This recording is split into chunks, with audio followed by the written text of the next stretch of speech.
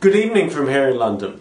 So we're just heading into that closing bell on Wall Street, and it does look like a negative close on Wall Street for the day. So all the three major indices are down over 1% for the session. The Nasdaq, the weakest of the three there. And it also looks like another negative close for the week. So the SPX is now down 7 out of the last 8 weeks.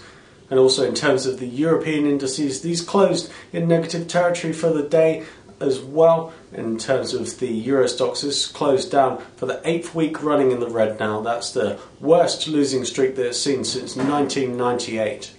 So looking back on the day in the European session, we did see market talk that Italian banks had failed stress tests. So this did weigh on the IBEX and the FTSE MIB. It also weighed on US equity futures as well. And then ahead of the opening bell we had US durable goods numbers, which did come in relatively decent, in line with analyst forecasts, and we also had the final US GDP figure come out in line at 1.9% as well. So it didn't really move the markets a great deal. We did see an initial spike higher in S&P futures. However, at the opening bell, we have pretty much seen a sell-off throughout the day, with risk aversion being back on the menu. As it is Friday and we are heading into the weekend, so risk-averse traders still looking to make sure that they are either short the markets or closing out any long positions.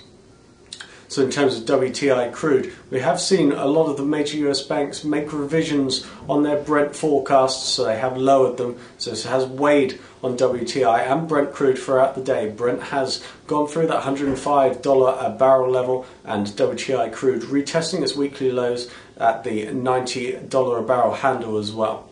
So that's it from us for the week. Looking forward to next week. The main figure that we'll be looking out for in terms of Eurozone macro news will be the Greek vote on the austerity package. This is expected at the beginning of the week next week, and we'll also be looking out over the weekend for any further coverage on the peripheral Eurozone nations, in particular Greece. So that's it for us for the week. We hope you have a great weekend.